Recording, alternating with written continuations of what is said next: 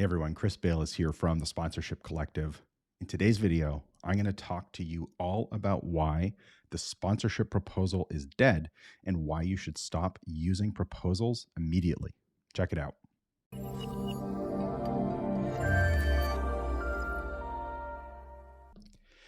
The sponsorship proposal is dead. In fact, brands and sponsors have known this for about 20 years now. It's only sponsorship seekers who insist on using this totally outdated and completely unnecessary approach to sponsorship. I know what you're thinking, but isn't sponsorship really nothing more than just creating a giant proposal full of lists and tiers and gold, silver, bronze, and platinum and all of the logo placement you can possibly think of? Well, no. At least not if you're successful in sponsorship. But if you're using the current model, which is to say you create a sponsorship package to send out into the world to be ignored by brands, then yes, actually, that is how sponsorship is practiced. And it's that practice that is long dead. So let's talk a little bit about the current model. Step one, spend weeks writing a sponsorship proposal to nobody. Come up with all the things that you assume a future sponsor will want to see and that you assume brands must care about, but do it without talking to any sponsors. Then bring together as many people as you possibly can who have never spoken to the sponsor, or any brands for that matter, and have them come up with all of the ideas of what they think should go in the sponsorship proposal. Bonus points if you invite people with absolutely no experience in sponsorship or marketing or sales. Then write the proposal again, send it back to that same committee, ask them for their input and their feedback.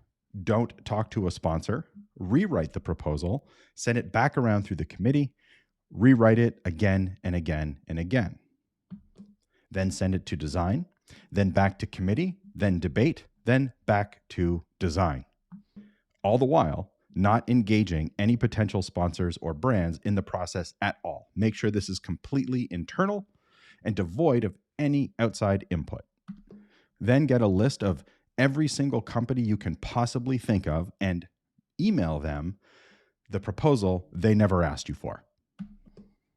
And then, the most important step of all, hear nothing back from any sponsors ever.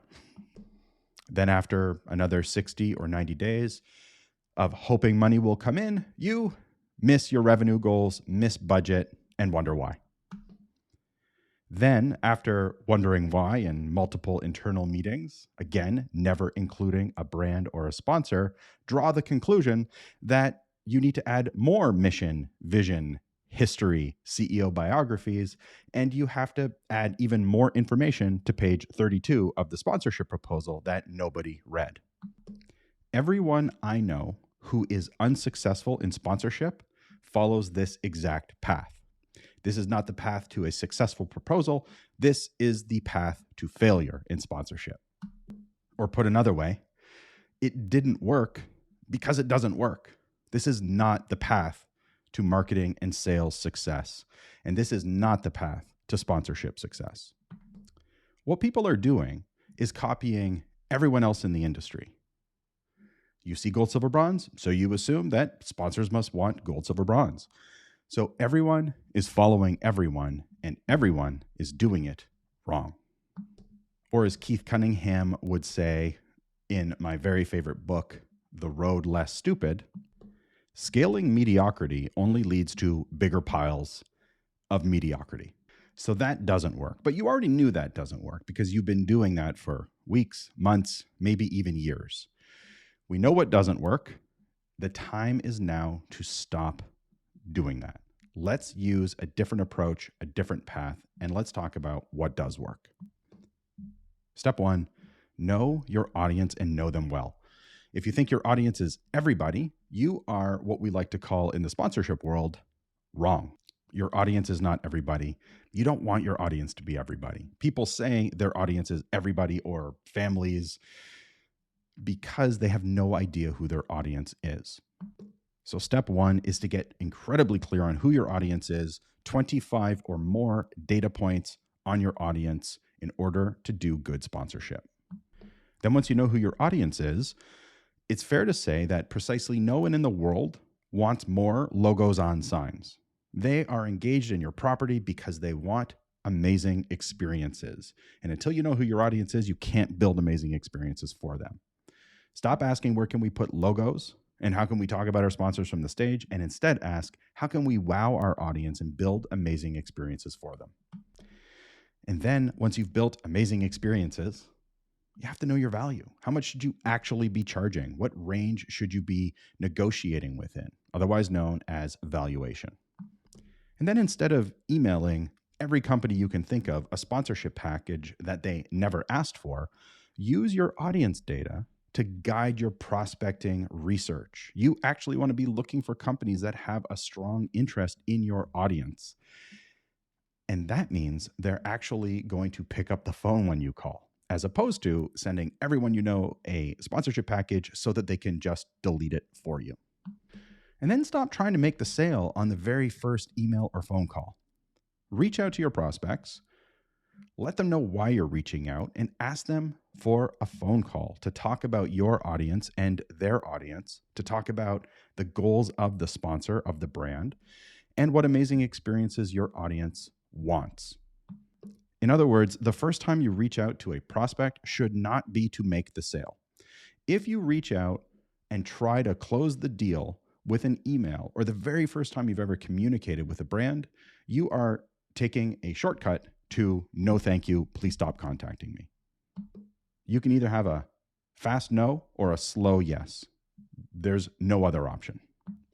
And then once you actually have the attention of the sponsor, of the prospect, book a proper discovery meeting to get a really clear and thorough understanding of what the sponsor is trying to achieve. Then, and only then, can you submit a proposal if the brand, if the sponsor explicitly asks for one. And if they explicitly ask for a proposal, then you're going to ask them, that's great. What would you like me to put in the proposal? And when would you like to book our follow-up meeting to go over the draft proposal in detail? I would say that approximately 70% of the sponsorship deals that I've personally closed never had a sponsorship proposal. And 100% of the sponsorship deals that I closed did not have a proposal at the beginning of the process. The proposal came after all of these steps. I know what you're thinking. Chris, this sounds like a lot of work. Don't worry. It sounds like a lot of work because it is a lot of work. Getting sponsors is hard. If it was easy, everyone would do it. But the onus is on you to prove to your sponsors why they should talk to you. The onus is not on the sponsor to read your unsolicited sales material and send you money. So yes, the sponsorship proposal is dead, or more accurately, sponsorship proposal first is most definitely dead. And it has been for a long time to your sponsors. Sponsorship seekers insist on using sponsorship proposals, but brands and sponsors don't want to see them. All right, so drop your biggest takeaway down below, the one thing that stands out to you, the one thing you're going to change. And if you like these videos and want us to keep putting them together, make sure you give us a thumbs up and hit the subscribe button. And most important of all, remember, the sponsorship proposal does not make the sale. You do. Good luck out there.